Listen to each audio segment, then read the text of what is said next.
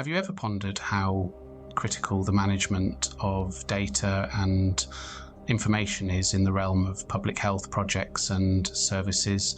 Let's dive into this fascinating world to discover its significance. Data in its various forms is the lifeblood of public health. It guides us, informs us, and even warns us. It's the compass that points us towards the health priorities of a community. Without it, we're like a ship in the fog, unsure of the dangers that lie ahead. Consider this: a sudden spike in flu cases in a particular area. Without data, this would just be a troubling anecdote. But with the power of data, we can transform this isolated incident into a pattern, a trend that alerts us to a potential outbreak. It enables us to act swiftly, to allocate resources, and to implement interventions where they are needed the most. Data also allows us to measure the outcomes of our efforts. We can monitor changes in people's health and well-being at both individual and community levels. We can track the progress of a dietary intervention in a school or the impact of a new fitness program in a neighborhood. But it's not just about the present. Data helps us look into the future too. It aids us in forecasting health trends, planning for potential health crises, and preparing our public health infrastructure accordingly. And then comes evaluation, a crucial aspect of any public health initiative. Data helps us assess the effectiveness of our interventions and services. Did that smoking cessation program really decrease the number of smokers in a community? Did that vaccination drive truly increase immunization rates? With data, we can answer these questions with certainty and use that knowledge to improve our future efforts. Data management in public health, however, is not just about collecting numbers. It's about ensuring the accuracy, security, and ethical use of this data, all of which we'll explore in the coming scenes. Understanding and properly managing data is the cornerstone of any successful public health initiative. So let's appreciate the power of data and use it to make our world a healthier place. Stay tuned as we delve deeper into this captivating subject. Now let's delve into the legalities surrounding data management in public health. When it comes to managing data and information in public health, we are navigating a complex legal landscape. The foundation of this landscape is legislation, local policies, and protocols that govern information, data security, data sharing, and record keeping. Let's start with legislation. Different countries have different laws when it comes to data management. For example, in the European Union, the General Data Protection Regulation, or GDPR, is the cornerstone of data protection law. It sets stringent requirements on how personal data is collected, stored, and used. Similar laws exist in other parts of the world, setting the legal framework within which public health data must be managed. Now let's talk about local policies. These are set by individual health organizations or local governments to further guide data management practices. For instance, a local health department may have a policy on how long patient data should be retained, or a protocol on how to handle a data breach. These policies and protocols are tailored to meet the specific needs and challenges of the local context. Data security is another critical aspect of this legal landscape. With the rise of cyber threats, organizations are required to have robust security measures in place to protect sensitive health information. This includes encrypting data using secure networks and regularly updating systems to patch vulnerabilities. Data sharing is also governed by strict rules. Public health data is often shared between health organisations, researchers and policymakers, but this must be done in a way that respects privacy rights. This means data must be anonymised or de-identified before it's shared, and only the minimum necessary information should be disclosed. Record keeping, finally, is about maintaining accurate, complete and accessible records. This is not just good practice, it's often a legal requirement. Good record keeping helps ensure data quality, supports decision making and provides a basis for accountability. Compliance with these policies not only safeguards the data but also ensures its usefulness in the long run. What are the different types of data and tools used in public health? This question often comes up in the realm of public health management. To answer this, let's dive into the types of data and the various tools used to gather and analyse them. First off, we have population level data. This type of data provides a bird's eye view of the health status of a community or population. It can include factors such as the average lifespan, the prevalence of certain diseases, and the overall health behaviours of a population. This data is typically collected through surveys, health records, and national databases. It is then analysed to identify health priorities and to measure community health outcomes. Then we have individual level data. This is the health information of a single person, which may include medical history, lifestyle habits, and health outcomes.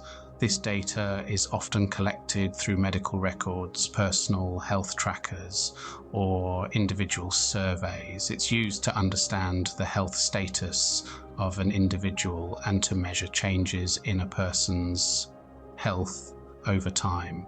Now let's talk about the tools used to collect and analyze these data. There's a wide range of tools, from simple pen and paper surveys to sophisticated software and technologies. For instance, electronic health records and health information systems are used to store and manage individual and population level data. These tools allow health professionals to easily access, analyze, and share health information. Then we have data analysis tools, which help to make sense of the raw data. These tools can include statistical software, data visualization tools, and machine learning algorithms. They help to identify patterns, trends, and correlations in the data, providing valuable insights into health outcomes and changes over time. In conclusion, the types of data and the tools used in public health are diverse and multifaceted. From population-level data to individual health information, each piece of data plays a crucial role in understanding health trends and outcomes. And the tools, from basic surveys to advanced software, are essential in collecting, managing, and analysing this data. Each tool and type of data has a role to play in shaping our understanding of health trends and outcomes. But how do we navigate the sensitive issue of consent and data security? In the world of public health, data isn't just numbers and figures, it represents real people, their health, their lives. That's why gaining consent and ensuring data security is of paramount importance. Consider this when you need to measure changes in people's health and well-being. You need access to their personal data, right? But you can't just grab this data without permission. That's where consent comes in. Consent is an individual's informed agreement to let you use their data for specific purposes. It's not just about ticking a box, it's about understanding and respecting people's rights to control their own information. And it's not a one-time thing. Consent needs to be ongoing. People should always have the choice to withdraw their consent if they choose to. Now, once you have this consent, you've got a responsibility. You need to make sure this data is handled securely in line with service protocols. This means using robust systems to store and protect data, limiting access to only those who need it, and making sure it's used in ways that respect the purposes for which it was given. And while this might seem like a lot of work, it's worth it, because when people trust that their data is safe, they're more likely to share it. And the more data we have, the better we can identify health priorities, measure community health outcomes, and assess the impact of services and interventions. But let's not forget, data security isn't just about technology, it's also about people. Everyone involved in handling data needs to understand the importance of data security and be trained in how to protect it.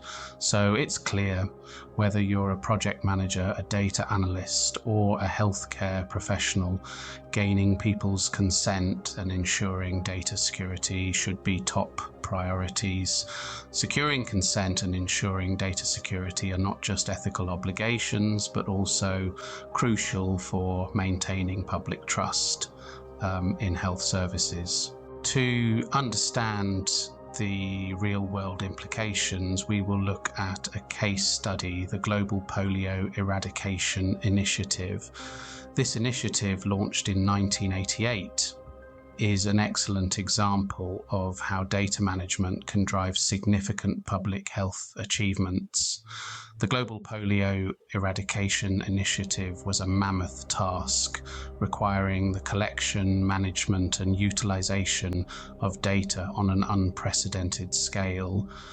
The backbone of this initiative was the data collected from every corner of the world. This data came in various forms, from population data to information about the polio virus itself. Local health workers, as well as international organizations, gathered and recorded data meticulously, helping to create a comprehensive picture of the polio situation globally. The collected data was then managed with great care, following all relevant legislation, local policies, and protocols regarding information governance, data security, and record keeping. This ensured that the data was reliable and could be shared safely across different organizations and countries involved in the initiative. This vast amount of data was crucial in identifying priority areas. By analyzing the data, the initiative could identify regions with high polio prevalence or areas where the virus was spreading rapidly. This allowed for targeted interventions, which were crucial in efficiently using resources and making the most significant impact possible. Data also played a vital role in measuring outcomes. By comparing data from different time points, the initiative could measure changes in people's health and well-being at an individual and community level. This was used to assess the impact and effectiveness of the polio eradication efforts. Moreover, the data was instrumental in evaluating the effectiveness of the intervention. The initiative used different types of data and various evaluation methods to assess the impact of their efforts. This included measuring the reduction in polio cases, the reach and effectiveness of vaccination campaigns, and the overall improvement in public health. This evaluation was not just a one-time thing, it was done continuously, allowing the initiative to adapt and improve their strategies based on the data. The Global Polio Eradication Initiative is a testament to the power of data in public health. Today, polio is on the brink of eradication, with a more than 99% reduction in cases since the start of the initiative. This remarkable achievement would not have been possible without the effective collection, management, and use of data. This case study illustrates how effective data management can drive successful public health projects. By collecting and managing data efficiently and using it to inform interventions and evaluate their effectiveness, we can make significant strides in improving public health. But how do we gauge the impact of our interventions? To answer that question, we turn to evaluations. Evaluations are the tools we use to measure the effectiveness of our public health interventions and services. The process of evaluation involves systematic examination and assessment of different aspects of a project, service, or system. There are several types of evaluations, each with its own set of tools and methods.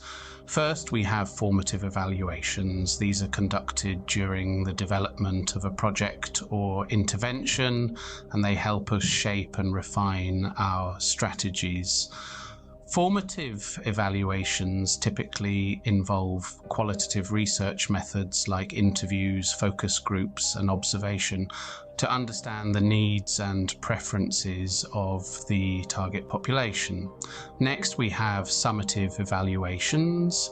These are conducted after the implementation of a project or intervention, and they help us understand what worked and what didn't. Summative evaluations often involve quantitative methods like surveys and statistical analysis to measure the extent of change in health outcomes. Then we have impact evaluations. These are designed to measure the overall effects of an intervention on the broader population or community. Impact evaluations often involve a combination of qualitative and quantitative methods, and they seek to understand not just what changes occurred, but why they occurred and what factors contributed to these changes. Lastly, we have cost-effectiveness evaluations. These evaluate the cost of an intervention relative to its effectiveness. This type of evaluation is particularly important in public health, where resources are often limited and need to be allocated efficiently. Remember, the type of evaluation chosen depends on the questions we want to answer and the stage of the project or intervention.